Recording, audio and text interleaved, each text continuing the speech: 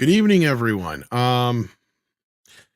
Yeah, the last 48 hours have been really emotional, and frankly, I don't quite know how to do this, but I just wanted to start the show off real quick by telling everybody who may not be aware of what's going on. One of our co-hosts on the show, Clobbering Times, had a mild heart attack on Sunday. And he also injured his head in the process of said heart attack. I know that sounds weird, but the point is that's the bigger problem right now. And our friend is on ventilation. There is a GoFundMe set up. The link is in the description. So if you can help, please do. We're sending all thoughts and prayers right now to Clobby. He may even be listening to the show. I did try to work that out. So just so you guys know, he is listening to us. Raquel and Mark D with a C did an amazing broadcast last night for Clobby, and Mark may even join us a little later in the show tonight. But I know Clobby would not want us to continue through the whole show talking about him and making it a big deal right now. He's fighting.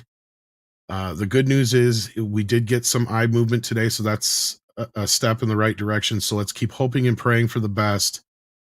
I know it's a tough time and it's a tough thing to think about and discuss, but I know Clobby, one way or another, would want us to just keep going and do the show as normal. And I would think that if he is listening right now, he wants us to keep doing the show. So Clobby, if your son or somebody was able to turn the show on for you and you're listening to us right now, this is Tom, and we're going to do this show for you, Clobby. So hopefully you're listening and you have a good time listening along, and as we talk about all the latest news in pop culture and entertainment, which is what Clobby loves to do. So we're going to do that, and hopefully he'll return to us soon. But again, if there's anything you guys can do to help, there's the GoFundMe in the description, and I'm sure the mods will share it throughout the show. That will help his family with anything for the future that Clobby may need as we help him recover. And let's hope and pray that he pulls through this. So thank you much, guys. I just wanted to take a few minutes real quick to say that. And yeah, this one's for Clobby. Let's do this, guys. We're gonna get a little bit crazy, wild and maybe even vulgar, if you please. It's after dark and we're gonna light it up. We got some fun in store for you, no tease. It's time for Midnight Edge after dark. A little naughty, will hopefully make you chuckle, but we ain't trying to hurt nobody. So get ready quick on the double, cause it's time for Midnight Edge after dark.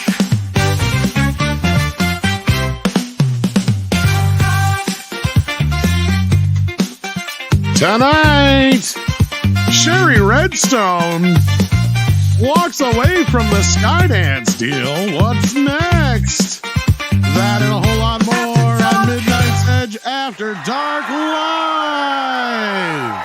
I like turtle. Welcome. It's Tuesday. That's right. We missed the show on Thursday because I went to see a movie, and so did Mike. So we might talk a little bit about that tonight. But speaking of Mike, we have with us in the house the one, the only, the original Mexican Iron Man.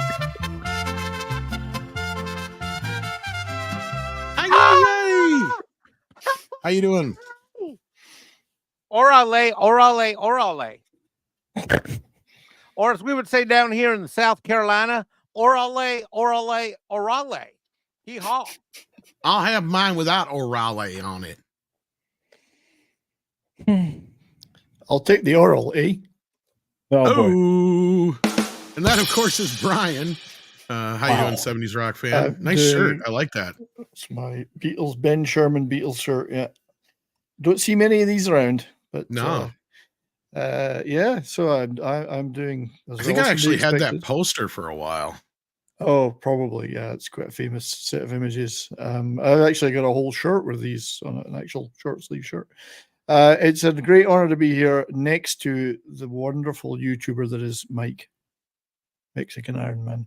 To be sitting right next to him is an honor. Wow. I'm sure he's honored to be here as a YouTuber. He is, as the Fuck YouTuber. no, I'm not a YouTuber. Fuck that. Fuck no. You kidding? Fuck that. I'm not, and this is one show, I'm not gonna tolerate that shit. Okay, I get it everywhere else. It's not happening on Midnight Edge After Dark. I will not have any slander or any negative connotations of my name calling me a YouTuber. I'd rather you call me a spick or a beaner, which would be, by the way, more accurate. More accurate. Demonetized. Yes. I said it myself. How could I demonetize that? Doesn't matter. They don't care. Well, you almost have no argument because there's somebody here who's here less than you are, even. And that is Culture Casino. How you doing? Oh, I'm fantastic. Where's my I'm baby great. Sasquatch? Hey, look, I know you thought they were easy to catch. They're not. They are. No, man. Look, they They're run slow. fast. They waddle because No. their feet are too big for their bodies. No, but I did wrestle a bear for you. So I've got a video coming out of me wrestling a bear. I don't want to know what you did with gay men on your crew. chose- No, the bear. like actual bear, like a real bear, not like a. Not Well, like I'm sure it was a real guy. not like a Pride Month bear. Okay. Oh, okay. Now I gotcha. So you chose the bear over the woman. Is that what you're saying?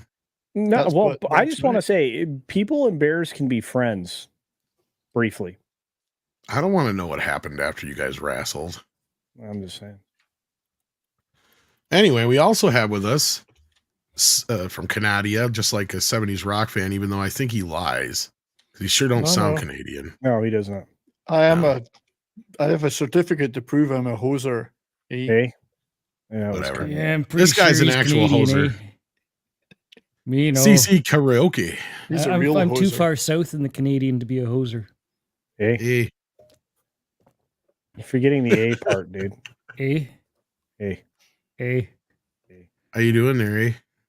I'm doing all right. Just How's your mom been and out them, eh? around. Yeah, we're working on music stuff mostly. I think everyone's Isn't that okay. a common thing that everybody says out there? How's your mom and them, eh? Like I'm in Vancouver. It's not really Right. Canada here. Oh, so they don't talk like that there. Francisco of the North. eh? It's more like East Asia. Hello, welcome to Canada. Like, Oh, it's going pretty good. Good day, eh? Good day. hey, day. Wait, was Script Doctors here? That was amazing. what? Yeah, that did Somebody's- sound a lot like Script Doctor. Yeah, just like Script Doctor. That was Now really I'm starting to cool. learn more about Canada every day. So how you Yeah. doing, CC? I'm doing okay. Just been plugging away at music related stuff. No, not really much. Just glad to be here, hanging Fun, out. fun. Yeah, usual. We're back in the full swing of things on Friday nights because you're recovering, which is also a good thing. And I'm glad to Yeah. hear that I think you've found your issue or fixed your soundboard issue, which is another good thing. So there we go. There's We some got a good things. good. There's not a whole lot of music stores left out there. Not That's as what I many as hear. there used to be, but the one we got around here is pretty good. So they just gave me a That's new good. one because I was under warranty. There you go. See, no fuss, no muss. And we also have, speaking of no fuss, no muss, Price of Reason. How you doing? I'm good. I ended up seeing Bad Boys 4 this weekend. So there's three of us now. I've seen. Wow. Yeah, the 3. All right. Well, that's one place we may start. But as D-Bud has pointed out here, yes, please, if you can help out, the link is in the chat and in the description for Clobby's GoFundMe. That will help his family out and help Clobby out going forward. I know he'd hate us doing that, but We you should know pin what? it to the top of the chat. Yeah, pin it. Yeah, let me see if I can do that here. Let me We should put a link in chat. grab it. And Clobby, while you're doing that, Tom, I just want to say that Clobby was one of the very first 5 people I ever met on the internet, way before even I met him in the Doomcock live chat, and way back, even before Loki started his channel, and before Echo Base Network, and I worked with them, and long before Meet and Midnight's Edge After Dark. And so, prayers to you, Clobby. We're all with you, and hurry, get back and get back here because. Don't leave me to talk to Nick about comic books. We need you back here so that Right. That's what I love about his channel. It really is kind of like the comic book shop, you know, where you just roll in. it And totally you is. just like belly up to the counter and just because whenever I'm in his chat, he throws the link at me and he's like, "Come on in here." And yeah, it's he's always inviting, and It is, and I it is the and I miss him already, and this really sucks. Yeah, But yeah. Clobbering Times channel is the channel. It is the most realistic experience virtually of walking into a comic book shop because he has all the books digitized and he shows them and all that stuff. So also on the GoFundMe page, in case you can't, for those who can't donate, you certainly you can share the link. That'd be helpful, and certainly post and share any messages of support is also much appreciated by a son and daughter as Clobby recovers and returns to take his rightful place as badass dude on the stream, which is where he should be. You're here. Absolutely. Absolutely. Yeah. Quick I point mean- of clarification, point of minority question. Culture Casino Yes. never appears with me on a live stream. Will he be staying for the entire show? Because every time I show up, when he's here, he leaves like within 30 to 45 minutes. Well, before you got here, he's like, no, my schedule's wide open. I can be here all night. And then you showed up and he's like, I got to leave in a little bit. That's so not true. Suspect. No, I have dinner to cook. I have dinner to cook in now 45 minutes. Every time. No, I've been here. I will have been here for an hour. Okay. We'll have been Every here for an hour. Well, I'm glad he is here because we've got some Paramount and stuff, such news to discuss, and I think you'll be helpful on that, and hopefully Valiant may even pop in for that as well. But yeah, let's see what else we got here. We got Scott, who sent in a $10 super sticker. Scott. Thank you for that, Scott. We appreciate the support here at the channel. Thank you, Scott. That helps us Scott out. Let me see what it is. It's a Shiba little Shiba dog saying thank you. Thank you. That's right. And then we got the Walt Man here for $4.99, and hopefully Clobby's listening and he hears this. Pull through, Clobby, he says. We already lost the comic historian guy this week. Can't lose another one. Yeah, here. I heard about that. I'm not too familiar with the comic historian, but I did hear that sad news as well. But Clobby's going to pull through for us. I have faith. So just keep those prayers coming, keep the support coming. And with that, he would want the show to go on. So let's do this. Where do we start here, guys? Should we start with the movie of the weekend? Yeah, let's talk about it. Because surprisingly, last week, it's funny because I think the last show we did last Tuesday, didn't we talk about this whole theaters are dead. Furiosa failed, so theaters are dead. Theaters are gone, they're done. This good movie can't even get an audience. No. And as I told people, it's like, no, you put something out people actually want to see, and they'll flock to the theater. And this to me was an actual litmus test because frankly, I mean, we all know that going into this weekend, Will Smith is fighting an uphill battle with this box office because the perception of his image is not the best. And frankly, I was kind of surprised that it didn't seem to affect the box office as bad as some people thought it would. Then again, I was thinking about it, I was like, what was it, like 2 weeks ago? We saw a video of Diddy kicking the shit out of what's her face, throwing her down a hallway and shit. It's like when you see stuff like that, the Chris Rock slap really kind of takes a whole new perspective. So it's like I think people had kind of moved on. There's been so much other shit that's happened since then that I just don't think people care anymore. But I don't know what you guys think. But I saw the film, and for the most part, if people haven't heard my opinion on it, I did enjoy it. I liked it a lot. I thought it was very funny. I thought it was a really good follow-up to the last film. But I'm curious what you guys thought about it. I haven't really talked to too many other people who have seen it yet besides a couple people. And Price, let's start with you. What did you think of the movie? I thought the movie was fun, which I'm not saying it's a perfect movie, but I sat there and I was entertained. And you know what? When I was watching it, I was thinking to myself, all this stuff with Will Smith and the slap kind of made people forget that if you put him on a screen, and especially with Martin Lawrence, and just let them do their thing, he's still Will Smith. He can still do it. And you know what? I'm okay. I'm willing to let that slap thing slide. It's been enough time. The movie was fun, and I was okay with it. It didn't bother me that Will Smith was in it. Yeah, and I kind of thought that Martin kind of stole the show. I thought the way they used the plot, it kind of made Will Smith a little bit more humble. And it's kind of almost an apology to people of ways, or not so much an apology, but to say like, look, I'm not the bad guy everybody's making me out to be kind of thing. But also it helps having Will and all, the whole other family dynamic around him and stuff like that. And I don't want to even spoil too much of the movie because I was actually more impressed in a way that the best parts of the movie and the best jokes weren't spoiled by the trailer. I don't know if you guys Right. noticed that too, or the Great trailers. point. Honest Yeah, to but God, the movie experience that I had, the trailer. yeah, go ahead, Mike. You can't hear me? Hello? Barely. No, just say go ahead and give your review while you're at it. Go Oh, ahead. you guys can't hear me? Can Now we Can can. you hear you now? You can hear you hear you. me now? All right, let me try that. Is that better? That's good. You're Yeah, good. you're All good. right. I was gonna say that like the trailer, I felt like I got a trailer like back in the olden days in the 90s and the early 2000s where you would get sprinkles of a buffet, then you go to the movie and you would see those snippets but you would see the whole thing and then it would. I'm so sick of trailers like showing you everything and then you make a judgment call on whether you're gonna go or not. I had a blast with this movie. I was not gonna see this. I heard Tom's review, the non-spoiler review, and I heard some other people talking about it. And finally I said, you know what? Because I would just said on the show that I was getting out of the habit of going to the movies. I said that 2 weeks ago. Well, I heard what people said. I went on a Sunday night, which by the way, usually if I do this, there's no one at the theater because I live on an island and everybody's like, whatever. Bunch of people were in the Right. theater. I probably was like a bunch of black folks, different color, ethnicity folks, all kinds of people. Everybody loved it. In fact, at the end, people even cheered and clapped and stuff. And it was great to go to the movies to feel like I was seeing. It's like, look, is this like, oh my God, it's the most amazing thing ever? No, but you know what? Going to the movies is just supposed to be about having fun. I had fun.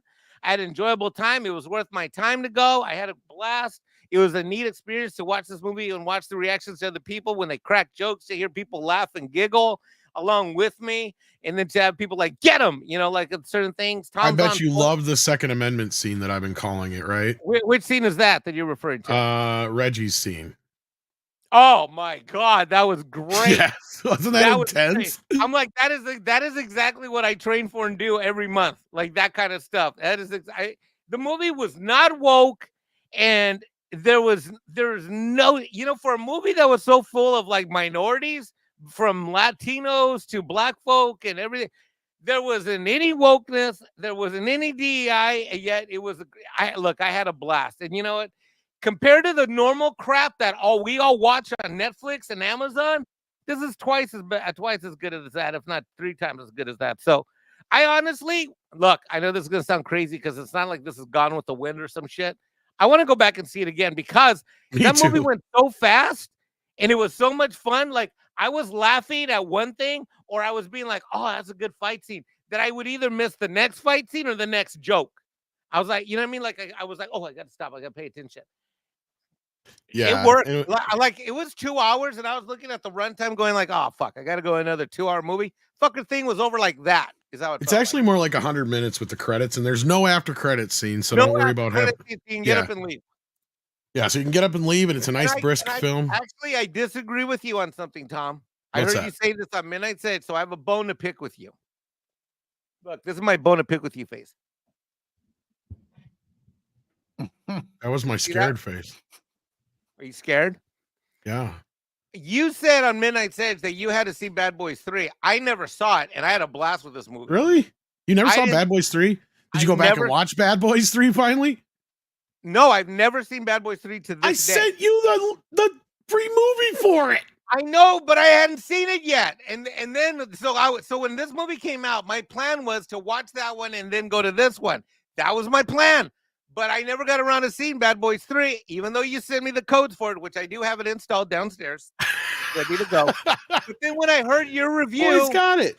I heard you talk about it again on Salty Nerd Podcast on Saturday. I was like, fuck, I got to go see this movie. So I just went, and I didn't make time to see 3. But I'm going to tell you, all the references that they made to what happened before, I had seen 1, I had seen 2. So all the references they made, I filled in the gap, and I didn't have any problems with it. But I do want to see Bad Boys 3. I do want to see Bad Boys. I think you'll appreciate it if you did. We got Nick joining us. How you doing, Nick? Hey, dudes. How's it going? I'm doing okay. I'm trying to stay optimistic amongst all the crazy things, but I'm glad to hear that the Bad Boys talk is still going on. It's nice that people like it. I've heard from more people. I guess you could say closer to home, and yeah, people seem to like it. That's good. It's nice. I even did pretty good at the box office worldwide as well. Yeah, no, Kalekioki actually sent him the actual code for because I have the Blu-ray, so I sent him the digital code for Bad Boys for Life, but not Ride or Die. He went to see that in the theater, so yeah. And you only charged him $10 for it. Yeah, I only charged him $20. Yeah. I will say that Martin Lawrence in this one, it feels like he was skinnier than the previous film, and he came with a bit more energy, which I thought helped the movie. I don't know if that makes sense. He says his health is fine, but I think he's got diabetes. He looked better. He looked better this time around. He has that kind of reddish diabetes skin color, though. I gotta tell you. Yeah. Well, not just that. It's just not having early on, like, yeah, you know, I kind of have that feeling, but yeah. And as FKHC 2005 points out, please keep Clobby in your prayers, and we are, and we want him back sooner than later. And Jason Webster sends it in Australian 5 and says, Mead, keep popping up culture real for audiences when Hollywood doesn't. Well, we do our best. And yeah, I can recommend Bad Boys, and it sounds like you guys that saw it can too. And I don't know if this gentleman saw it or not. Valiant Renegade, but he's here to talk about the business. And boy, did we get some news like this thing is heating up, because you and I just had a discussion. And I'm glad your timing is actually just perfect. Sunday just night about to move on. Just the other night. That article. So go ahead and take the lead on this, brother. What is going on over here? Sherry walked away from the table, or Skydance did? One of the two. I'm believing Sherry. Sherry walked away. Sherry's the one with all the power here. Skydance has got nothing. They've been constantly updating their offer half basically, a it's funny because you and I were just discussing this. So tell us what's going on, and then you can reiterate what we were discussing the other night. Yeah, there was an article over the weekend that suggested that, you know, there was still something going on. There was still all this discussion, but there's been no word yet since the best last final, this is all we're going to do offer from Skydance, which was like the 6th one of those they made. And the article that we talked about at the end of the live show, Tom, was for the audience to say there was something in there, I think it was from THR, and they talked about how there was discussion that maybe Sherry was distrustful of Skydance because Skydance was assuring her that they had no intention of breaking things up after they acquired it, meaning they weren't going to sell off CBS.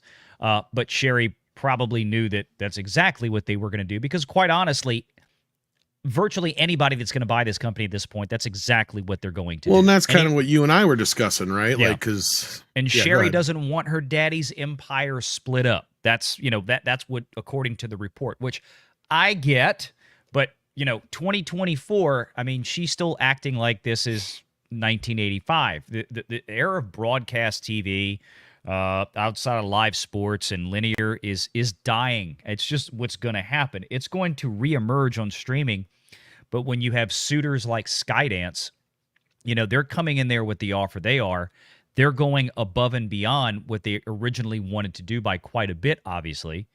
And the way that I think that they were trying to recuperate some of that capital expenditure to buy National Amusements, which is the holding company that Sherry Redstone owns. She's 70% of Paramount's voting stock. I was going to ask you that, Valiant. It's the whole thing they're trying to buy. National Amusements, not just the Paramount subsidiaries. Well, if you buy National Amusements, you take it all. Because when you buy stock in Paramount, when you buy PARA, you have no voting power. That's a Class B share. The only people that have voting power are the Class A shares, of which 70% resides within National Amusements, which is owned entirely by Sherry Redstone. So Skydance was buying out National Amusements because you buy out National Amusements, you then control the vote. You can vote yourself a merger. Boom, done. And then they were sweetening the deal for the Class B shareholders of PARA, P-A-R-A. But I think Sherry walked away at the end of the day because I think she knew that what Skydance was going to do was sell off CBS and maybe the streaming service. They probably have no interest in it. It's worth more to be sold off piecemeal than it is to keep it. There was a lot of discussion out there that David Zaslav did and still has a serious interest in buying CBS. Not all of Paramount, but CBS.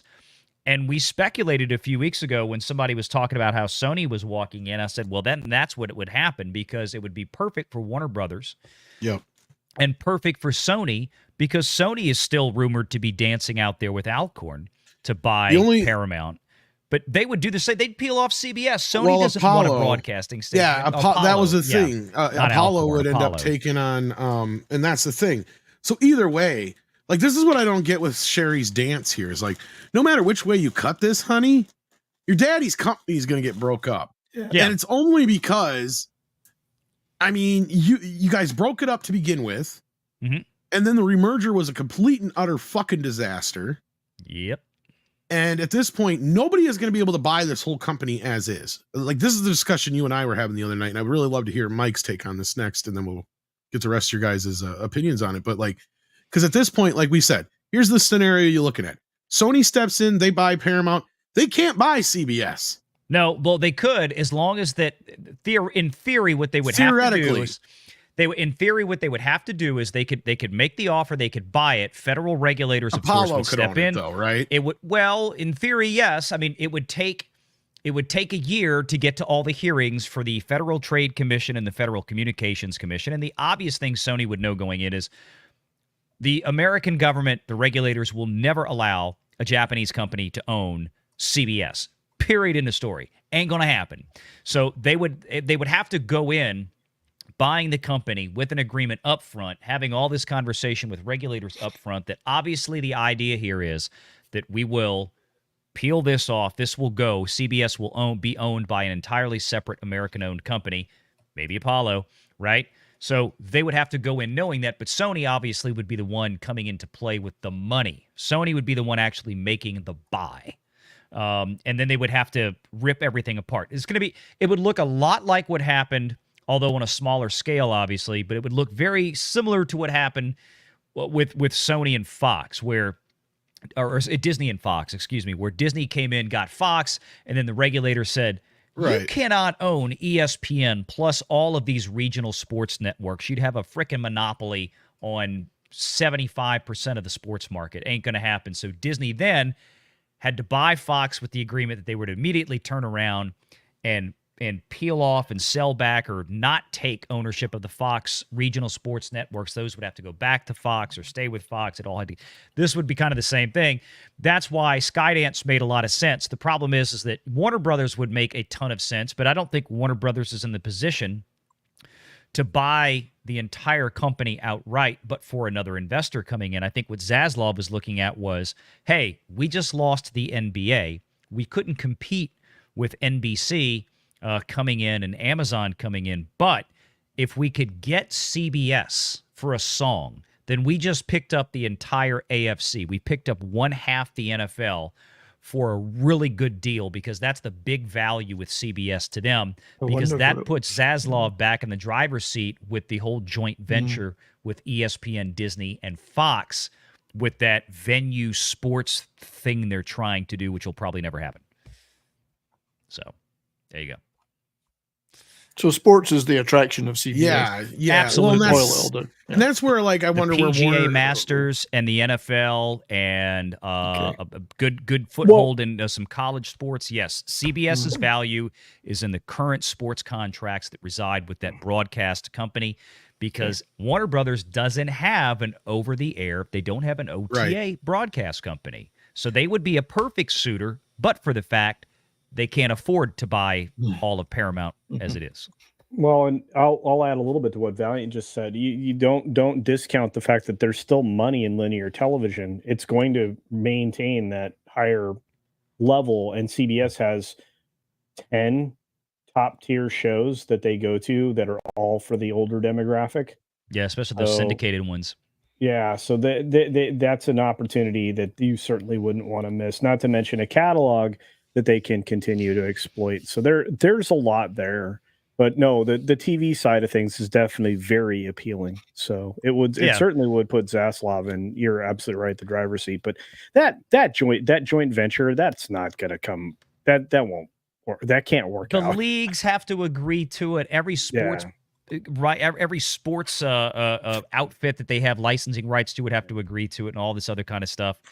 And like I said, the thing for Zaslav, you get CBS, you get all the sports contracts that go with it. Ostensibly, you would probably wind up getting Paramount Plus because I don't think Skydance has any interest in that either. They could merge that into HBO Max, and then eventually what you do as David Zaslav is you would gradually transition over time. You'd have more time to prepare for the NFL contract renewals to be in a much better financial position a couple of years from now when those may come up. And I also pointed gradually out, send those to streaming. I mean, like everybody else is doing. I mean, and I also pointed out Sunday that Warner taking on the television side of things would also clean up a lot of issues they have right now, because Warner's in the process of suing Paramount over South Park, which they have a co-ownership on. Well, but whatever you do, and there's other business like that. But yeah, sorry, go ahead. No, but whatever you do, and this is going to be a thing that I know Mike and Valiant can talk about extensively. You're buying debt. You're buying more debt. Warner Brothers doesn't want to buy more debt. Skydance can afford it because Daddy's wallet's open for Ellison. But but how much more can they afford? That's the question. Quite a bit, but. And then, especially if they peel off and sell CBS for a few billion of what they just paid for it. And I mean, in the case of Zaslav, they can afford it when they have an asset coming in like the NFL. That's an easy sell for investors. Hey, we're going to add. Look, we just cleaned up $2 billion, $3 billion, whatever it was, of debt off the books in the last year or two. Yeah. We're gonna have to add a couple of billion more, but we're getting half the NFL. And investors are going to be like, yeah, do it. Yeah, okay, fine. That's an easy sell. It really is. That is the premier that is the premier league in all of sports is the NFL. There's not even a close second when it comes to revenue per game, per production, the profitability. You want the NFL. So, Mikey, what's your observation on all of this business that's going on right now? Well, I think this underscores the complexity of how hard it is to buy companies in general, large companies in particular, and specifically when that company has a shitty stock price and a horrific balance sheet like this company does. See, the problem with this company is that various management teams have come in to run this thing over the last 20, 30 years. And for all my commentary about Disney, the fact of the matter is I probably have more exposure to Paramount because of everything they've owned over the decades as a fan. But the problem with this company is that different management teams have come into different segments of this business in different ways. And no matter what they've done is they've borrowed money to finance projects that didn't carry their weight, didn't allow them to pay off debt, and they've kept making moves and maneuvers, the financial shenanigans that have been basically, they've worked off all of the goodwill of the Paramount name. Paramount used to be one of those. Paramount's been around forever, but if you look at its catalog of stuff, it has this value. But in essence, it's essentially like it has no value because it owes so much money for so long and in so many different ways. It's got various term loans, it's got various lines of credit, it's got underlying subordinated debt. It's similar. It's like you're looking at this house that you want on the water, but you really can't buy it because it's got a second, third, fourth, fifth, sixth, seventh, eighth mortgage, and you need to sell off part of the boat dock to maybe make it work. That's on the water. You got to sell off the boat. That makes it attractive. You can't keep the yacht. The horse stables got to go because you can't really afford the horse stables. You have stables on a yacht? I'm just saying you've got this property that you want to buy, this beachfront property. Keep up, Canadian. We're not socialists here in America. We actually own shit here. All right, keep up, socialist Canadian. Keep up with the big boys, all right? All right, so you got this beachfront resort that you want to buy, but you can't because the thing's all fucked. See, now my train of thought's all fucked up now. But anyway, you get the idea. That's the thing. And so I say is that this thing, if she doesn't get with the program and allow this thing to basically be broken up and recapitalized in the proper way, then Paramount will literally go down with a frustrated ship. Yeah. Yeah, okay, Sherry Redstone is going to ride this into her grave, is what it sounds like. That's what I'm talking about. She's literally going to ride this into. And I don't.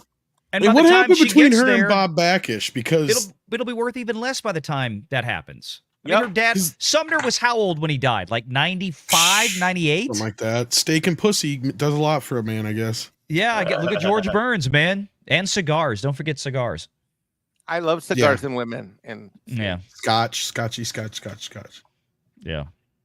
But that's No, the because point. that's the other question I was curious sell it about is now what and the get this, or sell it 10 years from now and have it sold out from under you after you're dead, and you're gonna get, you won't even get half of what you're gonna get now. And it's still going to be broken up. She hasn't come to the realization that this is going to be split apart whether she likes it or not. And I think of what's going to be funny to see is that if there's the ability, and look, you can file a lawsuit for whatever you want. The question is, does it go anywhere?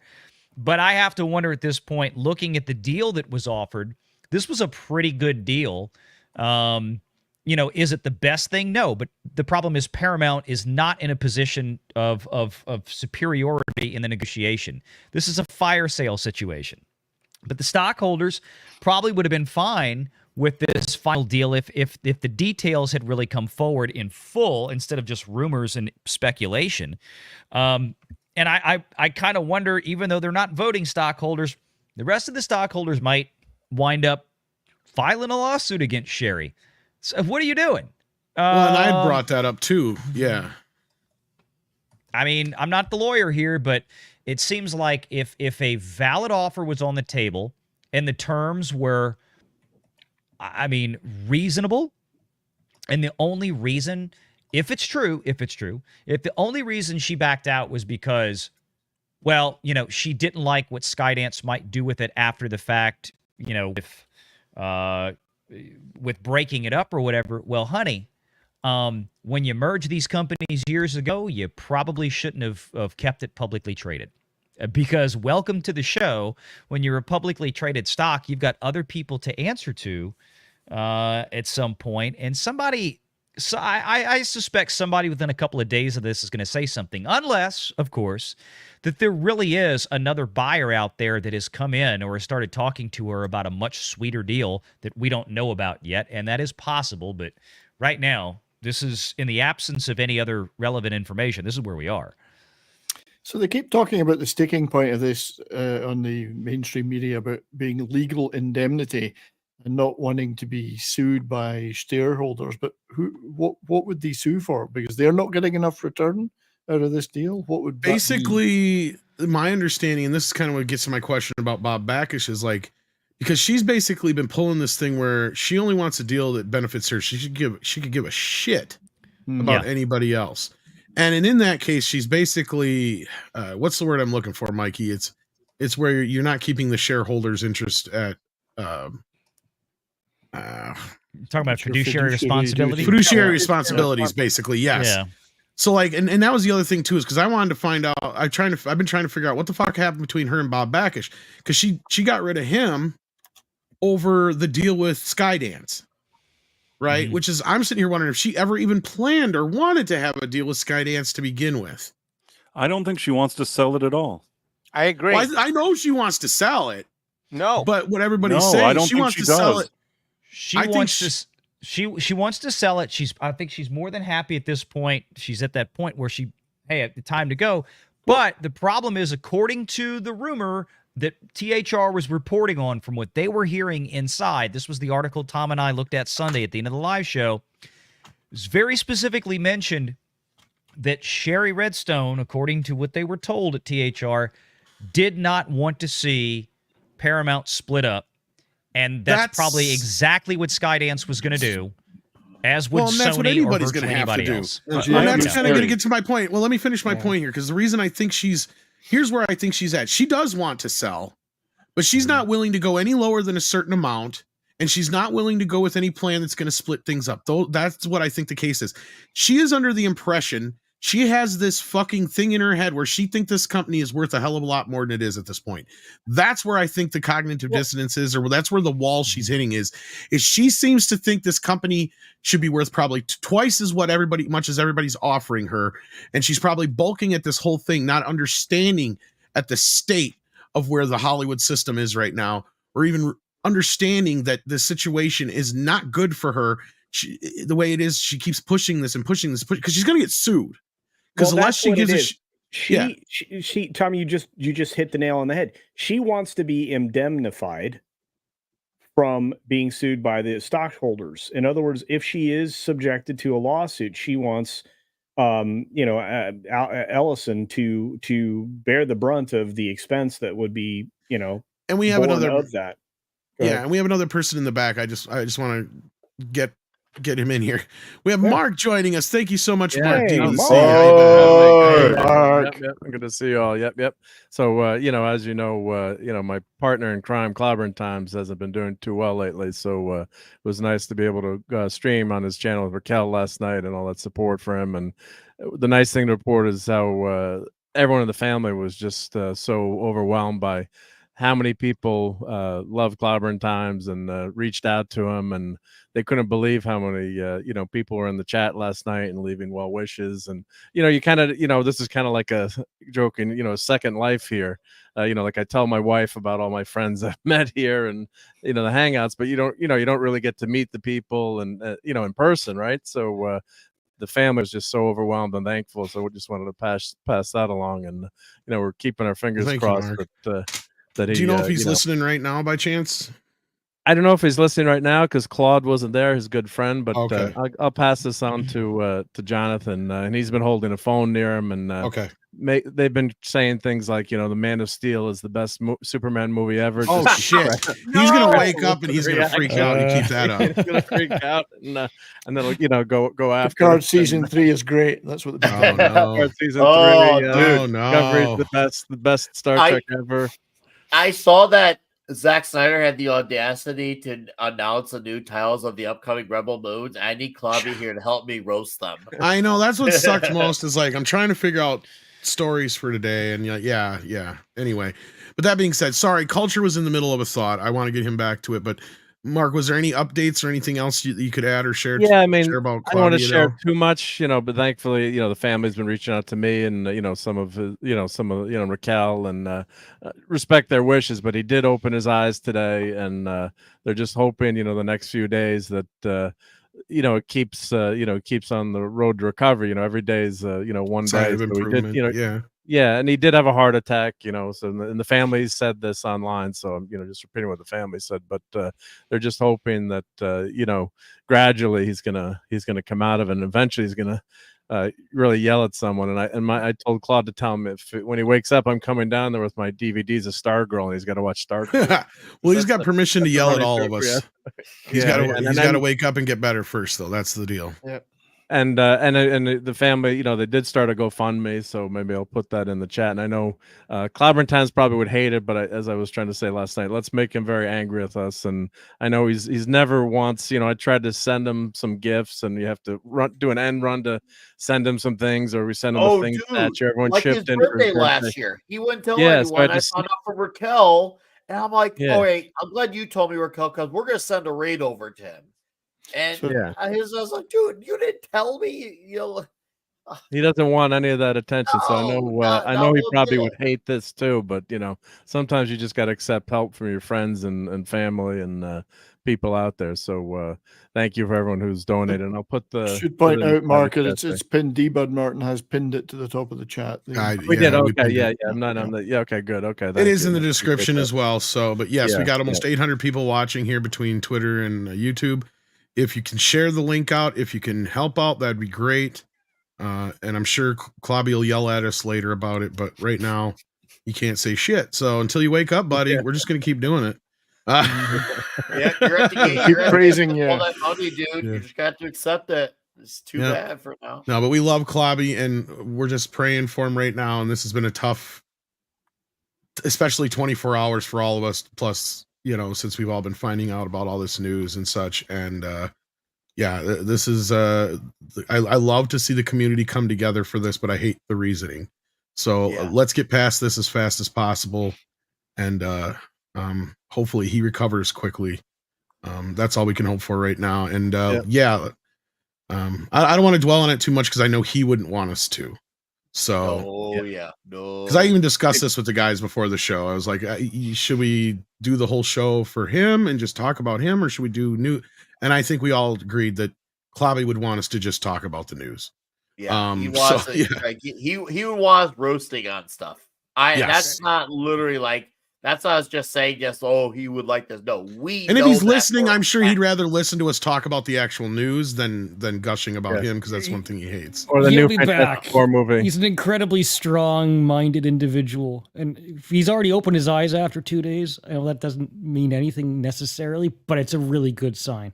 And he'll be back. I'm gonna be like positive here. He's gonna be back with us Well, soon. I'll tell you guys something, and I don't know if this will mean much to anybody, because I mean, I had somebody reach out to me who's not spiritual at all, and they said after they had seen that, considering the amount of outpouring for Klobby in the last few days, that kind of made them have, a little second thoughts about spirituality a little bit. So I mean, to me, I myself have been kind of teetering on spirituality for years and years and years. In the last few days, the last couple days, let's say, basically, I know it's been just over 24 hours now since I found out. I've prayed more than I have in years, and I feel like it's making a difference. So let's keep doing it, guys, and hopes and prayers, and his family needs them right now, and Klobby needs them right now, and we need him. See, that's the thing that he's got to understand right now. I need him. He's one of my security blankets here, and I'm not gonna give up that quickly. So let's keep the prayers and thoughts going for him, and help out sharing the link out above, guys, and let's keep going with the news, because that's what Klobby would want us to do. Was it their new Star Trek announced about Paul Giamatti today? Yeah, he's going to be in that Academy show, but I mean, frankly, if this sale goes through, we have no idea what could happen, because this is another thing that Valiant and I talked about, and I know you got to get going here pretty soon, Valiant, but I know we talked about how if there was some kind of split up of everything, how the television side of things, Star Trek is one of those things in a kind of gray area where it could wind up God knows where. So yeah, that's a possibility that could change too. So how do you see this playing out, or is there anything that you could add to this or throw in there before you do have to leave us here? It's all how Sherry Redstone wakes up tomorrow and feels. Right. That's what this whole thing is contingent upon. Yep. And that's what makes it a pain in the ass. I think, and again, going back to, the first deal, it was mostly for Sherry Redstone and nothing for everybody else. And that was ruffling some feathers. And I'm sure there was issues with, hey, if you take this deal, you're going to get sued.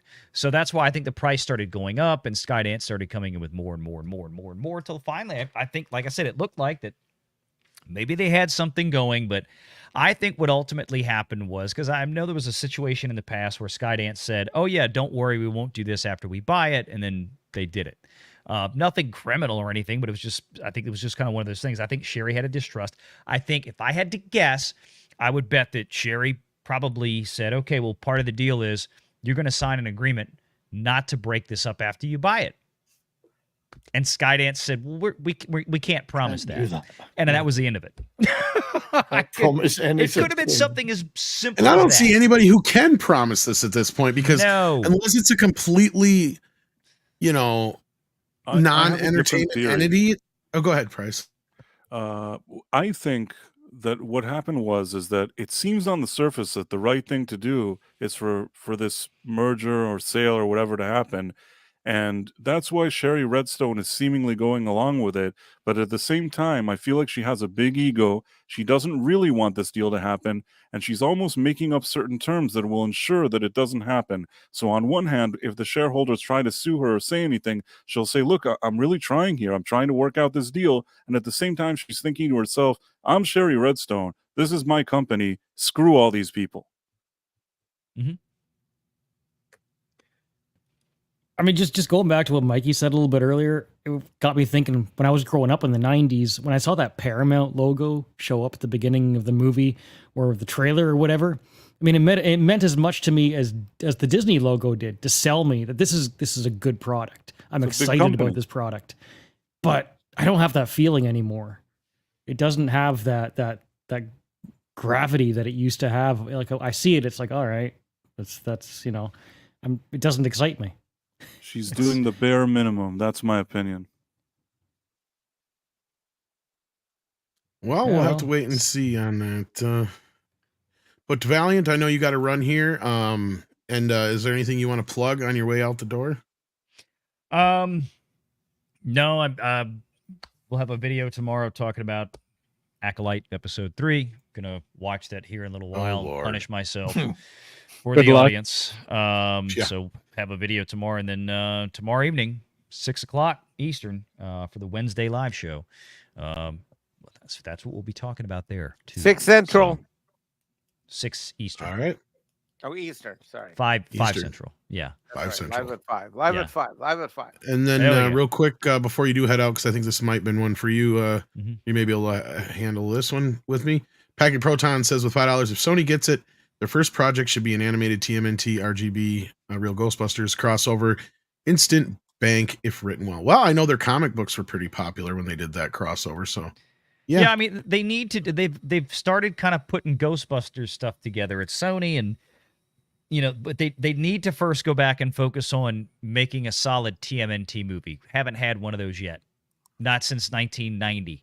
So you got to go back and start there, because this new stuff, the junk they're pumping out, especially this last Seth Rogen, I couldn't watch 5 minutes of it. I just couldn't. I can't stand the animation. It looks like shit. It sounded like shit.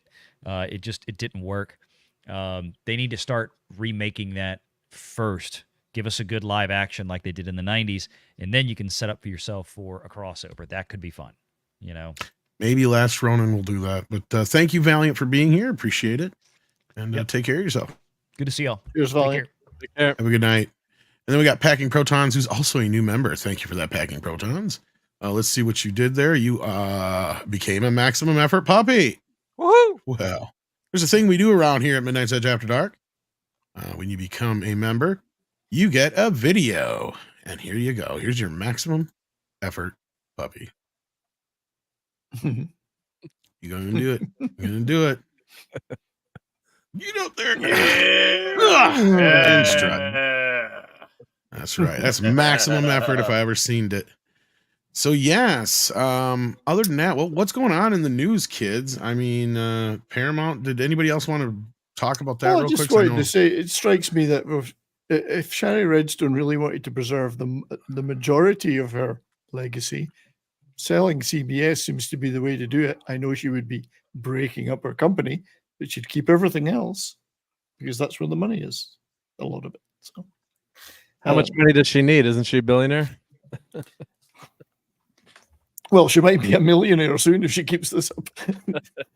She's a billionaire now, but I don't know. I mean, I don't really care too much about CBS or some of the other stuff, but I do care about the legacy of Paramount Pictures as a studio, and the fantastic movies that they've done over the decades. I mean, you look back at the 80s, 70s, that's a good 70s, point. Godfather, Chinatown. Saturday That's a Night good Fever. point, Brian, because I mean, none of the studios, as far as I'm concerned right now, have the prestige they used to. I mean, Disney is shit, and through their own fault, they've destroyed Fox. Yep. Warner's is hanging on by a thread, although I think Zaslav, despite what some wokey wokes and other folks out there will say about him, I think he's got Warner right now in a very good spot. That's what I love whenever I see hashtag fire David Zaslav. I mean, yeah, they're going to fire the guy who's had the 3 biggest hits in the last year. I mean, sorry, 4. Actually, if you think about it, because Barbie, Dune, Wonka, and what's the other one? Kong. Yeah, so yeah, fuck whatever, dude. They're not firing him. Like, whatever. Anyway, I mean, and and Sony's okay, but they're like middling at this point. But and that's Columbia or whatever. But yeah, like the OG original companies, Paramount needs somebody who's going to actually treat it with some respect. I agree, Brian, and that's one thing it's lacked in the last 20, 30 years. It's one of the I don't know what you would call it, historic studios. 1912 or so, when Zucker started his company. So it really goes back to that. They were one of the first ones to celebrate their 100th anniversary. Yeah, right. So I mean, look at the 80s and 90s. Look at the fantastic stuff. 70s, 80s, and 90s. They owned the 70s, 80s, and 90s almost. Like, I mean, between Eddie Murphy, the Godfather type stuff, Tom Cruise stuff. I mean, Raiders wasn't Raiders of Paramount? Star Trek, Indiana Jones, Indeed. what a legacy, and it would be a shame to see that in some way cheapened or destroyed, although they've done their best to do that in the last Yeah. 10 Oh, yeah. years. So, Right. Major themselves. self-inflicted wound. Yes, self-inflicted. But yeah, there's a lot there to want to preserve under the right ownership. But Yeah. Well, Goddess of Whim actually brought up some news here. I did see this for $10. I'm not a big Power Rangers person, but if anybody on the panel wants to comment on this, feel free. Netflix has passed on the new Power Ranger series. You may remember this was announced about 2 years ago that they were working on something, which has her worried. Hasbro seems to be doing everything they can to kill the Rangers. Why buy it to just destroy it? Buy it just to destroy it. Seems to be that Hasbro, I mean, that seems to be the MO for a lot of the IPs that they hold. And they hold quite a bit of them. Marvel, Star Wars, Transformers, G.I. Joe, Power Ranger. It seems like the only one that seems to be getting any close to any care right now is probably the G.I. Joe classified. So I don't get it. I really don't. It's sad that they're in the company's hands because they got to go. Once upon a time, Hasbro was like a gold standard, but now they're like withering away as far as quality. It's unfortunate because Culture, weren't they trying to start their own film studio here or something or other? Yeah, if Hasbro had their own studio, they sold it. One Media, and One Media. That's right. Yeah, and they let go some rights with it, but not stuff that they thought was valuable. Look, Power Rangers been handled poorly for decades. I mean, that's not a new thing. The joke is Disney actually handled it fairly well when they had it. Of all things, I mean, some of the more favored seasons came out of their era. Oh, sure. Yeah, no, you look at it. Yeah, they started All Spark though. That was the one I was thinking of. Yeah, nobody knows how to handle. Nobody knows how to handle the property, I don't think, other than the creator of it to begin with. It's really easy. You know how you sell these things? Because they're toys. Let's be real. That's why Hasbro bought it, because Power Rangers sells a lot of toys. Yeah. It ain't that hard. You just make the toy show cool. Look at that. That looks like it's got a drill for a dick. Really, really want a point of reference to use. If Hasbro actually cares Megatron? about good Megatron. Oh, sorry, Nick. Yeah, but Nick was. Go ahead. Sorry, Nick. Yeah, but Hasbro had. I'm a huge Micronauts fan. And, they had the IP, okay.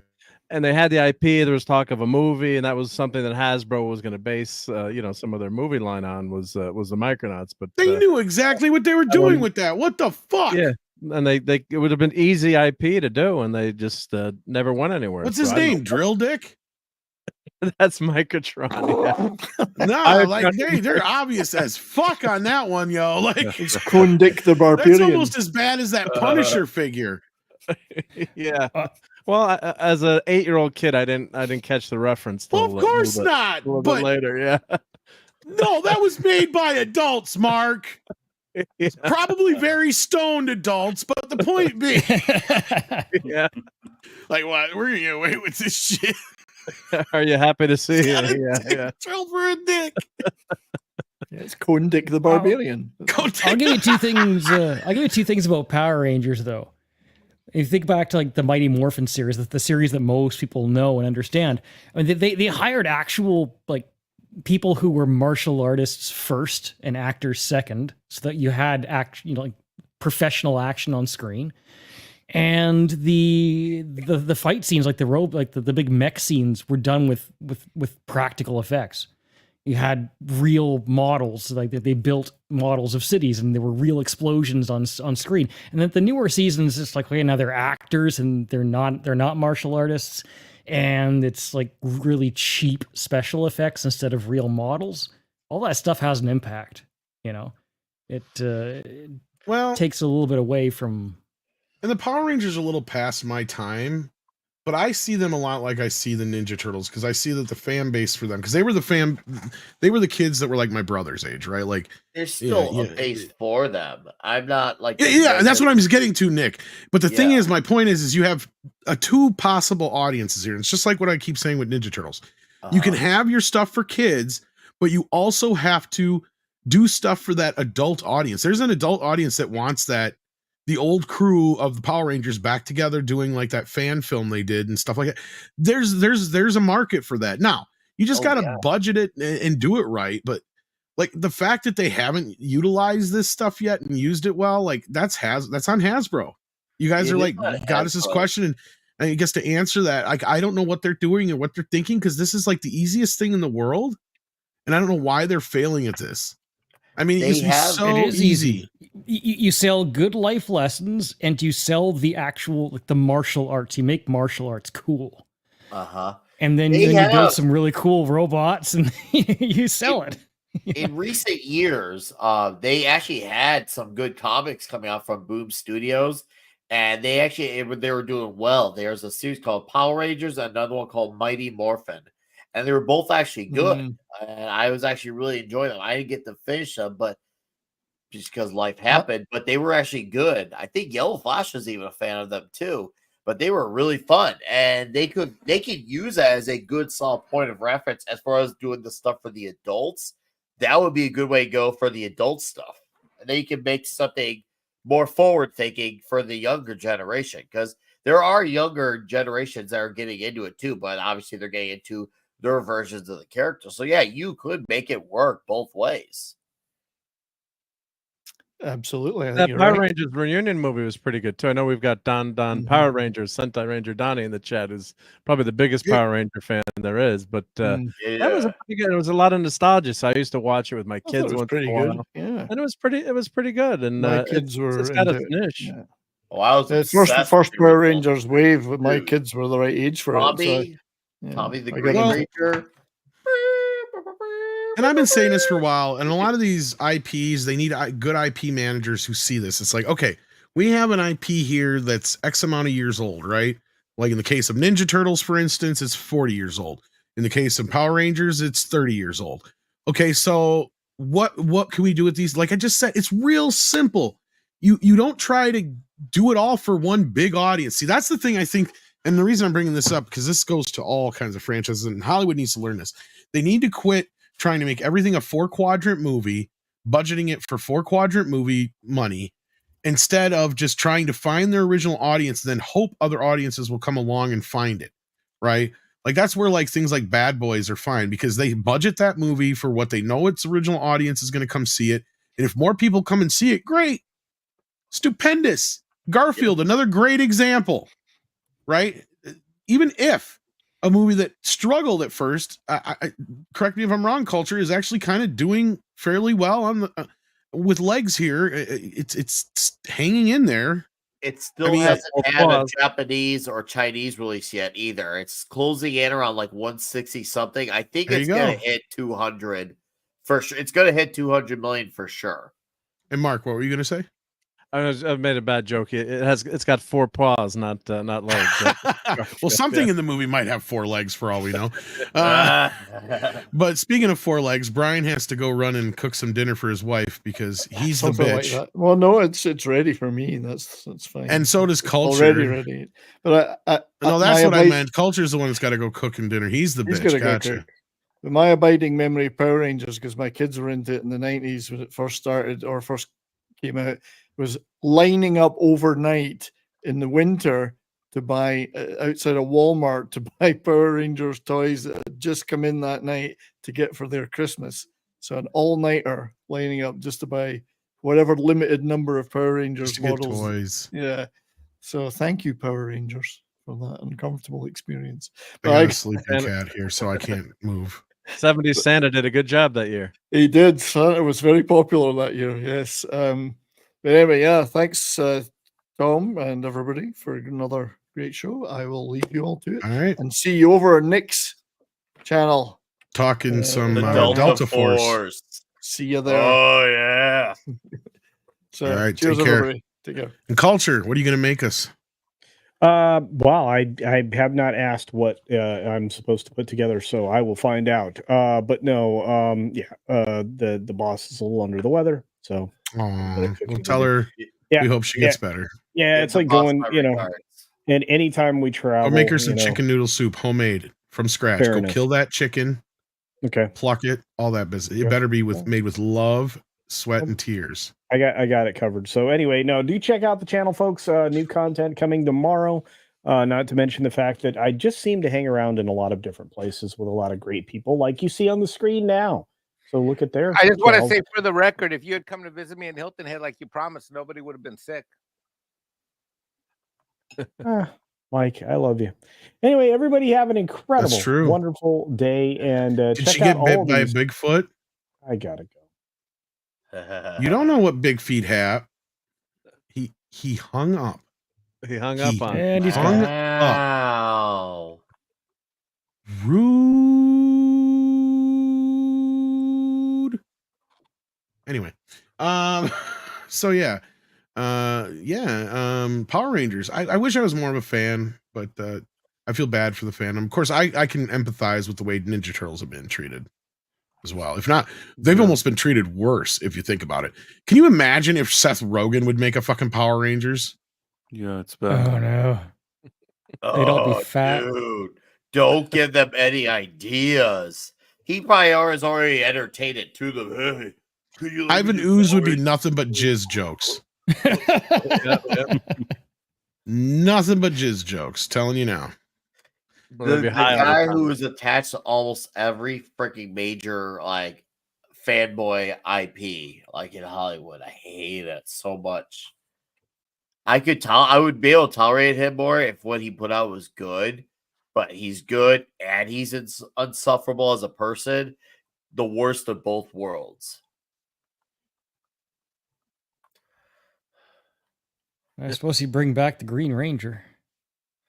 No, Tommy was started Oops, and I'm muted. ended with Jason David Frank. If I Yeah. say his name wrong, I'm sorry, but No, you that's guys great. know who I'm talking about. Well, we could talk quick about this Lord of the Rings business. Oh yeah, This has been the War talk of the Rohirrim? town because we actually have a look at. Let me make this. Oh, we have breaking news. Oh, is this Well, this Wow. is it came out earlier. This is our first look at the War of the Rohirrim. I'm hopeful for this. But a lot of people are freaking out I can understand. I've read a couple things I because don't like. here But is the Warner Brothers revelation from what this whole thing is about. So I read. Lord of the Rings, War of the Rohirrim, an upcoming animated film set in the world of J.R.R. Tolkien's Middle-earth, directed by Kenji Kamiyama, and featuring a runtime of 2 hours and 30 minutes. The movie focuses on the story of Helm Hammerhead. 2 hours The and 30 king- minutes animated? Yeah, the King of Rohan. Brian Cox voices Helm Hammerhead. Good choice there. And the film introduces a character, Hera, a headstrong princess of Rohan. This film marks the first female-led Lord of the Rings movie and is scheduled for a theatrical release on December 13th, 2024. Peter Jackson and Fran Welsh serve as executive producers, and the film has received positive reactions from early screenings at Annecy Animation Festival. Now, I know everybody just had that knee-jerk reaction. I kind of did too when I first heard about this. But kind of like with Gollum, I thought about it for a minute. And I'm like, wait a minute. We got to think about when this came together, when it started production and all that business. This was after Rings of Power was coming Announced. together. Yeah. Now, like I said with Gollum, because a lot of people's first reaction to that was, well, I don't know if they can make a whole movie out of a few sentences or a paragraph of a story. And I said, well, if you're anyway, my creative, point you can. was, I was just going to say, when you stop and think about it, you know what Peter and them guys are saying is, they're like, oh, they made that Rings of Power show, and that's basically what that was based off of a few sentences and a paragraph here or there or whatever out of the appendices. This is his way of saying, I'm going to do what you guys did, only better. I'm going to show you what a strong female character is. At least this is my hope. Well, Right? I'm with you on this because he's showing me You get what where I'm an coming from, actual yeah. strong female is before. And you know what else we learned about this is, you know who's narrating this story? Erwin. So what's this taken from? Is this from the Similarion, or is this from? It's either from the appendices or Similarian. Yeah, something like that. I can't remember which.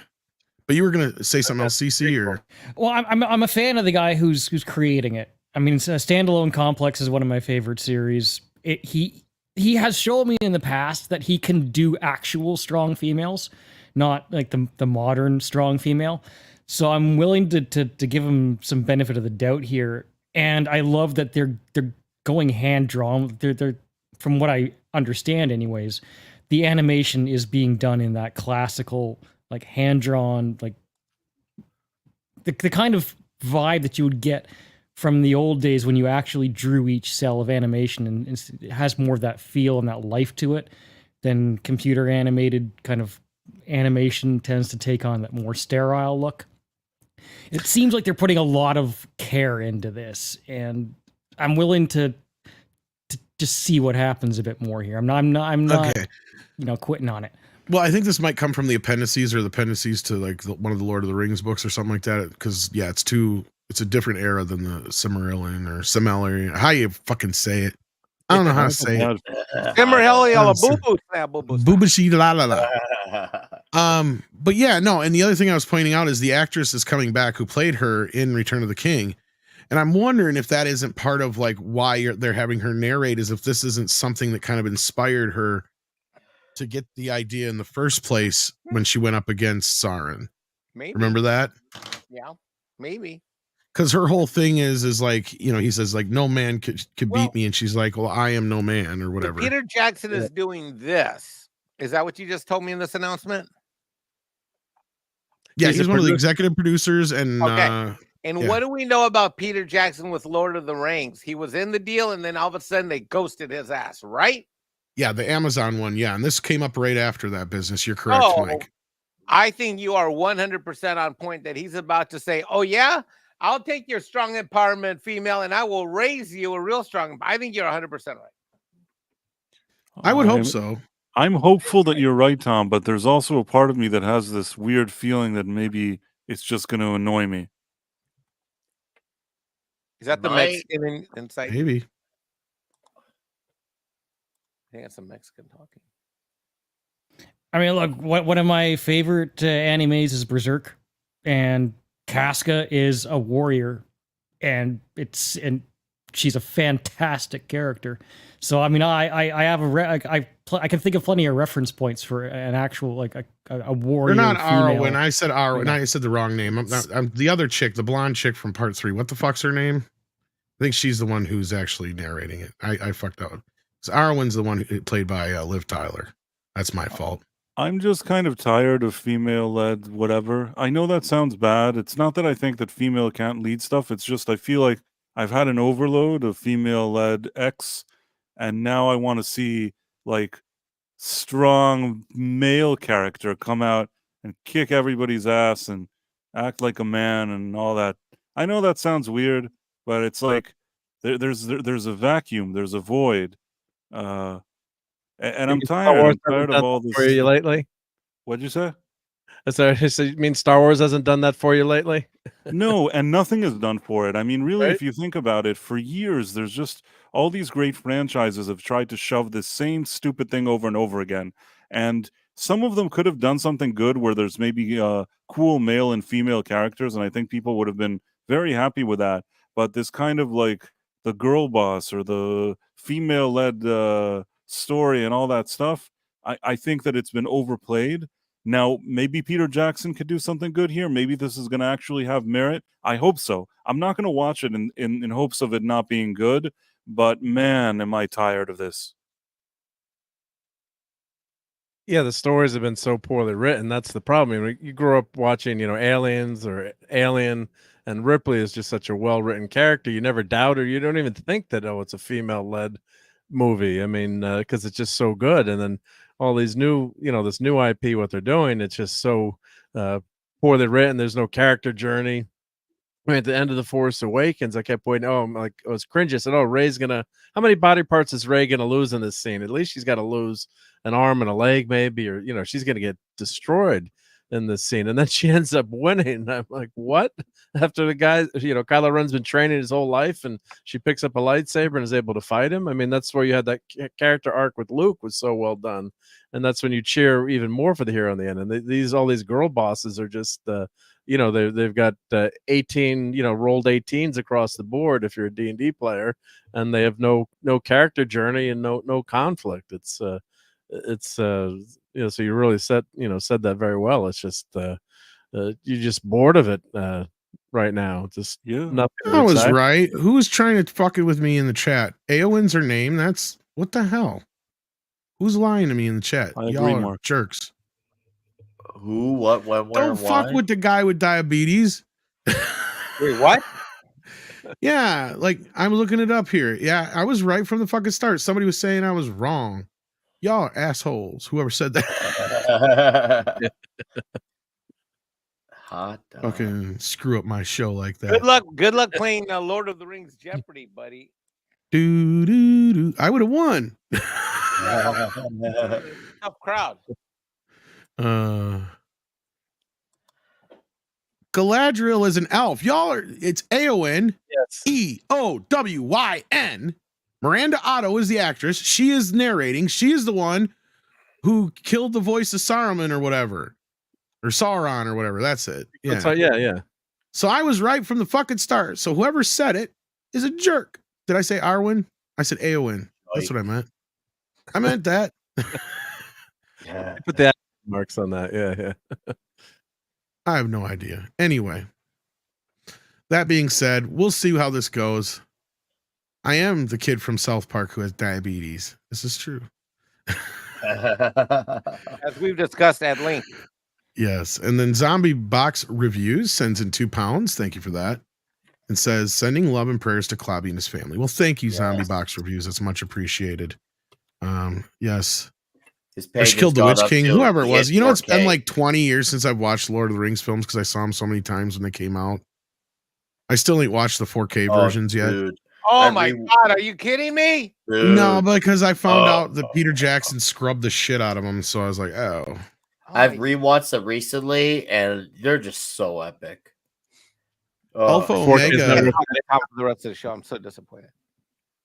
I'll watch them again next week. Does that make you happy? Just They were in 30 theaters minutes. this weekend. I should have went to see them, but I didn't Yeah. have time. Or The Fellowship did really good at box office. Yes, I think it hit number 2 on the Monday single day box office. I think it hit number 2. So it's pretty. It's once again a testament to how well those movies still hold up, even for what the second or third theatrical re-release this has had. It's had a lot of Alpha Mega sends in $5. Says, I wonder if they'll actually let Kamiyama do his thing, or if he'll be a director name only for, hype, and then bait and switch. I'm cynical. Well, I mean, it looks like it's a full-on anime to me. I love the look of those stills. And so I mean, I'm definitely hyped about how it'll look. Well, but I agree. and I If they let him do his thing, I'm on board. I like the one guy. thing I remind everybody is when they did that recent announcement about the Gollum movie and whatever else they're going to come up with, they were heavy into the lore of Sir J.R.R. Tolkien, and they consider themselves the bearers of the torch, right? So I think they're going to at least take it very seriously. I don't think they're going to purposefully go out there and try to piss people off, right? So that's where I'm sitting here thinking this is their way of saying, okay, that was cute what you did with Lord of the Rings, Rings of Power thing over there, but we're going to show you how it's really done. I hope I'm right. So we'll have to wait and see until December, though. But with that, that's really all the new news that we really had tonight. There wasn't. I'm not watching the Acolytes, so I don't know if anybody has anything to discuss about that. no. But I don't care at all, and I hate I would never believe I would have said those words back in 2014 about anything to do with new Star Wars. I don't care at all. I feel absolutely nothing. I don't care to talk about it. I don't care to give it the time, which I think is another thing.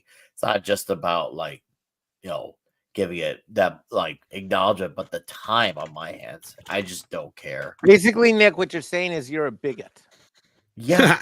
Full stop. He's huge bigot. Huge bigot. I have to say that I watched those 2 first episodes of The Acolyte, and then on a stream I sat with a few people and made fun of it. And for that, it was kind of fun, I guess. I'm sure what we'll hear when I get up tomorrow morning at 5 a.m. While I'm brushing my teeth, I'm gonna check my Twitter feed, and I'm gonna see all these comments about that female force construct figure, whatever, taking it into character form, and I'm just gonna be like, whatever. Because isn't episode 3 supposed to be the one that breaks the lore that we've been Yeah, hearing? like apparently it's before? supposed to be You know what? apparently 1 and 2 are supposed to be the tolerable episodes, which is even then that's not a standard you should ever want to strive for. That's kind of sad that that's a thing, but here we are. And yeah, apparently episode 3 is supposed to be Last Jedi Part 2. So we'll find out. I am watching. Well, I guess the objective was to make us cry. I've just gone back and started digging into the expanded universe because That's a we'll good always have real Star Wars, not legends. That's a fucking dirty word. Yeah. But they want us to call it to diminish it. Don't. It's the expanded universe. I want an N64. And the more I dig into like, it, the more I appreciate it. Of course. I want an N64 so I could replay for the first time in 50 years was like a Shadows of the Empire. That was so good. That was such a great Star Wars game on 64. So much fun. Dash Rendar, man. What a cool character. I remember that chase mission after Boba Fett was so much fun. It was a challenge, too. Andre has work for me to do, so I think we're going to wrap this up. But just to get back at him, we're going to play this for a few minutes. Our story follows Ellen Brody, who believes that a shark is targeting her family out of revenge. Like it's the Godfather and they massacred his boy. The shark has a vendetta. I'm no marine biologist, but not so sure that's how the Force works. But then again, considering how many sharks the Brody family has killed, I got the shark AI may Andre. have a point. They have single-handedly killed more sharks than global warming to this point, so I can see why he would have a vendetta for the Brody family. And speaking of vendettas and It's the true, Brodies, if you think about it. this shark has a GPS for the Brody family. It follows them from the icy waters of Amity Island to the Bahamas. Wow. Yes, the Bahamas. My GPS can't get me to a fucking gas station, but this shark can find the fucking remaining Brodies on Earth no problem. Isn't that scary? That's how far AI is. Andre dropping F-bombs? Yeah. Well, I've heard him say it but you before. can tell it wasn't him. I talked to him enough to know that. Yeah, I know. You and I, and he, you know what he said? He goes, the fucking thing is making me sound Swedish. Or no, that's not how he said. He goes, actually, you know what he said? I'm going to piss some people off, but he goes, it makes me sound like a fucking Swede. Oh, yeah. Andre uses the F word. That's his favorite word to use when he's pissed. Oh, yeah. You I know that he's firsthand. pissed. Fuck. Fuck. Not fucking believe that just happened. What the fuck were they thinking? Fucking believable. That's what he loves to do is put fuck into other words. Right. Right. Like unfucking believable is probably one of his favorite ones. That this fucking shit has fucking happened again. Unfuck is another one of his favorite ones. Well, we must unfuck the situation. Yes, he says that a lot. Right? Unfucking believable and unfuck the situation are his two favorite, probably. Right. I love it when he says unfucking believable. Right. It sounds so prim and proper. It's like, Right. Right. Unfucking believable. Now, where is the tea in scones? Yeah. Well, you can tell that's probably where he learned a lot of his English from, is like British and whatnot. Right. But anyway, that being said, thoughts and prayers going out to Klobby. We love you, brother. If you hear us right now, keep fighting. We're all here rooting for you. We need you here. And with that, I'm going to send this around the board. Nick, let you go first so you can get yourself rolling here, because you got a show here in a little bit. Yes, sir. 1 hour Toxic Tuesday, the Delta Force, Chuck Norris. It's going to be huge. It's going to be diabolical, and it is going to be a canon film turned up to 11:1. So I want to see you in the chat for that one. Let's say strong for Klobby. I'll have another video out this week. I also did a review for Ghost of the Badlands. Do check that out. If you're a Black Sabbath fan, I did an unboxing video. Check that out as well. Oh, Saturday evening, 6 p.m. Central, 2K sub celebration, because I did hit 2K. So we're going to freaking party. So let's do that. Thanks for having me, Tom. Good hang out with the boys in chat. I love hanging out with the boys. That I'll do any day over modern Star Wars. Any day. So thank I you, hear Chad, for ya. being here. Appreciate it. Thank you, Nick. And then Price, what you got coming up? I know you got a show Thursday night, but you got anything before that? Yeah, tonight at 11:45 p.m. there's the Night Owl with myself and Dred Roberts on my channel Price of Reason Live. All right. Cool. And CC, I know we got Friday night karaoke. Anything else you want to plug? Nah, that's correct. Friday night karaoke is back on. Awesome sauce. So you can join us then. Mark, anything planned? I know tonight at 9:00, it looks like at least it did look like Raquel was planning on going live. Are you gonna be with her tonight at 9:00 on Well, Cloudy Channel? I'll be on Toxic Tuesday, but maybe I'll pop in to say hi. Okay, They're so gonna do a that's watch right. party. Yeah, they're going to be doing a watch party and saying hi Okay. to, trying to get Clobby to listen to some of these streams like he did last night. And I guess Right. Raquel and I will do, the Thursday night clubhouse, Okay. keep Clobby's channel. And my main show is Sunday night geekery at 10 p.m. Eastern. And, usually we hang out and talk pop culture, Star Wars, and all this good stuff and comics. And then we always segue into food. So if you're a food fan, we always have something. But of course, it was last Sunday we couldn't. Mike has never Clobbering Times has never missed a show, and I know some people are asking the chat. He unfortunately had a heart attack. Some people just joined the chat, and so he's in the hospital right now and pulling for him, and hopefully he's home soon. And but right now it's it's tough times. But yeah, we were getting worried about him during my Sunday night show, saying he hasn't even answered. Like he'd always say like, "Oh, I'm running late." I'm Right. at my parents. He usually let you know if he's not going to be there. Absolutely, yeah. By the end of the show, I was getting really worried, and then I saw a message from his son answering back on his account early in the morning. I said, "Oh God, something happened." So we're all pulling for him, and I put the link to his Facebook group in the chat, Baxter Buildings Basement too. If anyone's on Facebook, if someone could put that, or D-Bud could put that in the chat there too. The family's been putting updates on there as well, as long as Twitter. But thanks again, everyone, for all their support going out to Clobbering Times. So the family really appreciates it. So it was good to be here on here tonight with you guys, and it helps to hang out with everyone. So it's a big help. So appreciate it. Absolutely. And thank you for popping in here, man. We appreciate it. Mikey, what are you doing? Gonna continue not being a YouTuber and watching all you fine gentlemen do all the great things you do. You know what, Mike? What? I love you more than cake. Thanks, but you don't love cake. You now hate cake because you are eating healthy and living. No, I really love cake, even though I'm not supposed to eat it. But I love you more than cake. Thank you. Yes, that's what you're supposed to say. Love all you. right. And with that, I love all of you out there more than cake.